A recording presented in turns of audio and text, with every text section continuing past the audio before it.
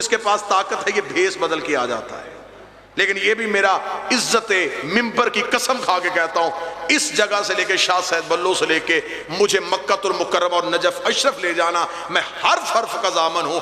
شیطان جب بھی بھیس بدل کے آیا مولوی کے روپ میں آیا ہے، ماتمی کے روپ میں نہیں آیا۔ اس نے جب بھی بھیس بدلا یہ مولوی بنا۔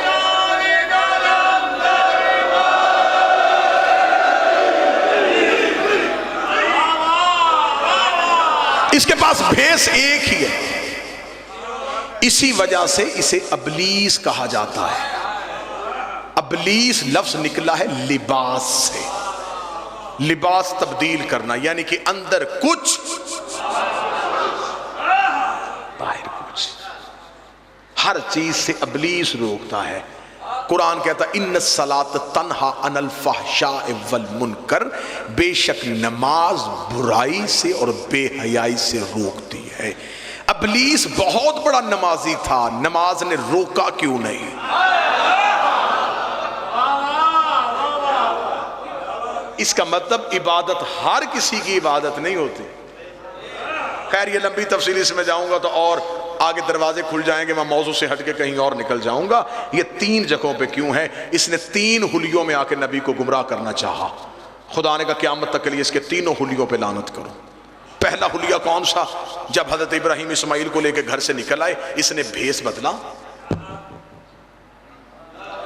یہ چلا گیا حضرت ابراہیم کے دروازے پہ دستک دی، اندر سے ابراہیم کی بیوی اسماعیل کی ماں جناب ہاجرہ، عزت مآب خاتون، بیوی نے پردے کے اندر سے پوچھا کون ہے؟ بیوی تیرا ہمدرد ہوں۔ میرا ہمدرد؟ کیا چاہتا ہے؟ بیوی سوال پوچھنے آیا ہوں کہ کیا آپ کا بیٹا اسماعیل گھر پہ ہے؟ فرمایا نہیں، وہ اپنے بابا کے ساتھ گیا ہے، ابراہیم کے دوست کے گھر میں کوئی دعوت تھی، کیونکہ قرآن کہتا ہے جناب ابراہیم گھر میں یہی بتا کے گئے تھے۔ فرمایا ابراہیم کے دوست کے گھر میں دعوت ہے اور وہ اسماعیل کو ساتھ لے کے چلے گئے۔ اس نے کہا نہیں بی بی، دعوت پہ کوئی چھری نہیں لے کے جاتا۔ درود سارے حضرات مل کے بلند آواز سے پڑھیے گا۔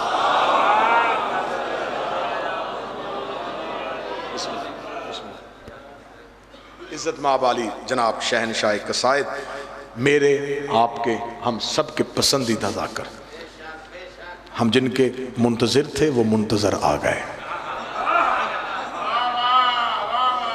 اب آپ نے جتنی داد مجھ سے بچا کے رکھی ہے یہ آپ سے نکلوائیں گے، میرا قرضہ بھی پورا کروائیں گے اور نوکری بھی بڑی کمال دیں گے۔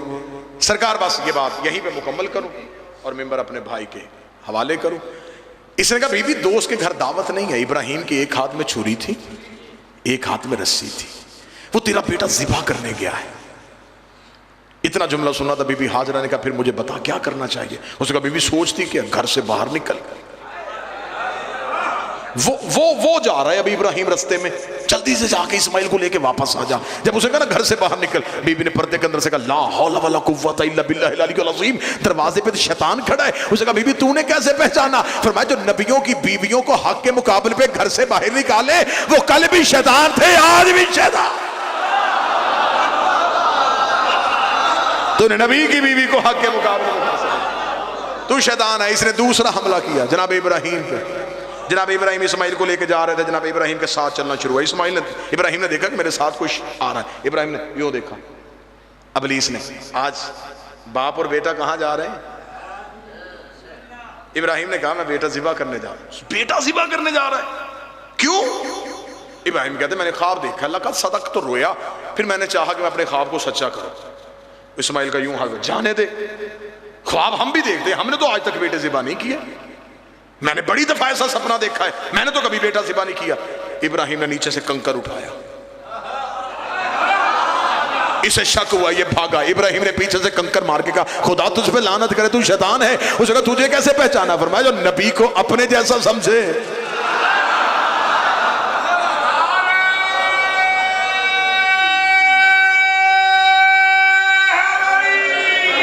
تیسرا اور آخری حملہ حملہ کیا اس نے بچپن کے اسماعیل پہ. اسماعیل جا رہے تھے, اسماعیل کے قریب آیا, اسماعیل کو جا کے کہنے لگا اسماعیل واپس پلٹ جا, تیری ماں دروازے پہ انتظار کر رہی ہے, تیرا باپ بوڑھا ہو گیا ہے, بڑھاپے میں دماغ صحیح کام نہیں کرتا, بڑھاپے میں ہر فیصلہ نہیں مانا کرتے. اتنا کہنا تھا, بچپن کے نبی نے نیچے سے پتھر اٹھا کے اسماعیل نے ابلیس کے پیچھے بھاگنا شروع کیا. خدا تجھ پہ لعنت کرے, تو شیطان ہے, مجھے بہکا رہا ہے. اسے کہا تیری ماں نے پہچانا چپ رہا, تیرے باپ نے پہچانا چپ رہا, تو بھی بچہ, تو نے کیسے پہچانا؟ اسماعیل نے کہا نبی بچپن میں بھی نبی ہوتا ہے, تجھے نہیں پتا جو نبیوں کے دماغ پہ شک کرے وہ کل بھی شیطان تھے, آج بھی شیطان.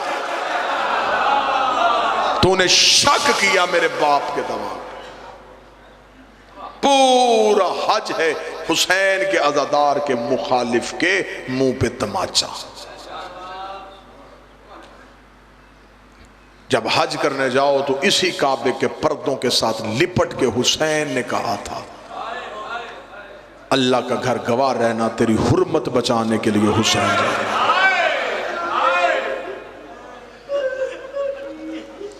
بیان سر شہادت کی اگر تفسیر ہو جائے, مسلمانوں کا کعبہ روضہ شبیر ہو جائے. لوگ حج کے لیے آ رہے تھے, حسین بہنوں کے اونٹ بہنوں کو سوار کروا رہے تھے. سادات و غیر سادات قافلہ نکل کے ایک ایسی منزل پہ آیا جہاں پہ آ کے حسین نے قافلے کو روکا. قافلہ رو کے حسین روتے روتے ایک ٹیلے کے پیچھے چلے گئے. کافی دیر تک عالیہ نے دیکھا کہ حسین واپس نہیں آئے. بی بی کی آواز اما فضا, جی شہزادی. عباس کو بلا, جناب عباس ہے. G B be. عباس میرا حسین کہاں ہے؟ بی بی ابھی قافلے سے نکل کے اس ٹیلے کے پیچھے گئے حسین. عباس جا پتہ کر کے میرا حسین کہاں ہے؟ مولا عباس نے حسین کے گھوڑے کے قدموں کے پیچھے اپنے گھوڑے کے قدم چلائے. کتابیں لکھتی ہے ٹیلے کے پیچھے حسین سر سے امامہ اتار کے زمین پہ بیٹھے رو رہے تھے. یوں عباس کو آتے دیکھا, سخی نے جلدی سے امامہ اپنے سر پہ رکھا. حسین اٹھنے لگے تھے, یا عباس کے دونوں ہاتھ حسین کے قدموں پہ آئے. رو کے کہا تجھے تیری ماں کے پہلو کا واسطہ, مجھے بتا تجھے رلایا کس نے؟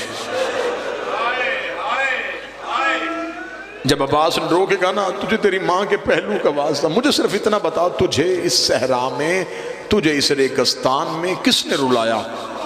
حسین رو کے کہتے عباس میں تجھے اس لیے نہیں بتا رہا, عباس میں ہوں بابے کے صبر کا وارث, تو ہے بابے کے جلال کا وارث.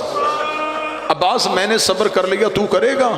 منظر بھائی اتنا جملہ کہنا تھا, سخی عباس تڑپے تڑپ کے رو کے عباس نے یوں ہاتھ جوڑ کے حسین سے کہا مجھے صرف اتنا بتا میں نے صبر کرنے کتنے ہیں, مجھ سے سیدوں نے صبر کروانے کتنے ہیں. 19 رمضان میرے بابے کے سر پہ ضرب لگی, میں منتیں کر کے کہتا رہا قاتل ابھی کوفے میں, مجھے میری تلوار دے دے. تو نے کہا عباس میں غریب ہوں. مولا میں چپ نہیں کر گیا, 28 سفر کو میرے مرے کے جنازے پہ تیر چلتے رہے, میں رو کے کہتا رہا گھر سے مجھے تلوار دے, میں دیکھو کون حسن کو قبر رسول پہ دفن نہیں ہونے دیتا.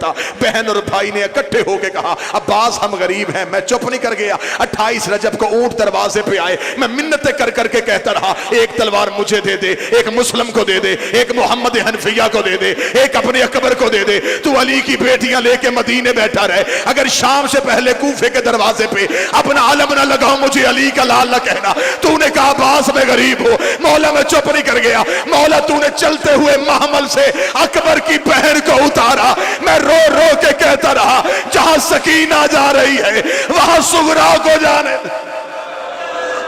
تو نے کہا عباس میں غریب. مولا میں چپ نہیں کر گیا. مولا کتنے صبر کروانے. حسین رو کے کہتے عباس میرا لال حوصلہ, عباس حوصلہ.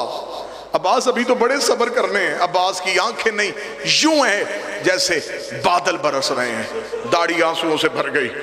عباس سسکیاں لے کے رونے لگے. حسین نے یوں سخی عباس کو سینے سے لگایا, عباس حوصلہ, عباس حوصلہ. عباس میں تجھے بتا دوں گا. نہیں مولا مجھے بتا آپ کیوں روئے تھے. عباس اتنا کیوں بار بار پوچھ رہا ہے. عباس رو کہتے میری مجبوری ہے مولا, آپ کو عالیہ نے بلایا ہے. ابھی آپ عالیہ کے محمل کے قریب جائیں گے, علی کی بیٹی تیری آنکھیں دیکھے گی. اگر تیری آنکھ آنسو زینب کو نظر آ گیا, زینب نے مجھے بلا کے پوچھ لیا عباس تو بھی زندہ رہا, حسین بھی روتا رہا. مولا میں کیا جواب دوں گا. हुसैन ने आखिरी सदर, हुसैन तड़पे, हुसैन ने तड़प के कहा अब्बास फिर वादा कर, अगर मैं तुझे बताऊंगा तू सब्र करेगा। सब्र का नाम आना था। अब्बास रोए, अब्बास रो के कहते सिर्फ वादा नहीं, मैं बकिए वाली ज़हरा ज़ामन देता हूँ, आप बताएं मैं सब्र करूँगा। इतना जुमला कहना, सरकार मैं आपकी नज़र जुमला करने लगा, इतना जुमला कहना था। या हुसैन ने रो के कहा अब्बास अब ज़रा मेरी दो उंगलियों के दरमियान देख। अब्बास ने दो उंगलियों के दरमियान देखा। अब्बास ने कहते मौला कोई दारुल अमारा की छत है, कोई गरीब मुसाफिर है, उसके अबरू कटे हुए हैं, मौला उसकी गर्दन में नंगी तलवार है, मौला कभी वो मदीने को देखता है, कभी वो नजफ को देखता है। हुसैन की आवाज आई अब्बास पहचान ये कौन है। अब्बास ने हसरत के हाथ मले। अब्बास की आवाज आई है मौला कहीं मेरी रुकैया तो नहीं उजड़ गई। आवाज आई हाँ ये मेरा मुस्लिम है, मुस्लिम का नाम आना था। अब्बास ने तलवार रेत में फेंकी, रो के कहा तुझे तेरी मां का वास्ता, मैं जंग नहीं करता, एक दफा जमीन की तनाबे खींच, मुझे कूफे पहुंचा। हुसैन का कूफे जाके क्या करेगा? फरमाया परदेश में लाशा कौन उठाएगा, मुस्लिम का जनाजा कौन पढ़ेगा। आवाज आई अब जरा जमीन पे देख। अब्बास की आवाज आई मौला उंगलियां हटा ले, एक काले बुरके वाली बीबी है जिसका पहलू पे हाथ है, दारुल अमारा के नीचे अपनी चादर फैला के रो के कह रही है आओ मेरे गरीब का वकील बेटा, आओ मेरा करबला का पहला शहीद बेटा।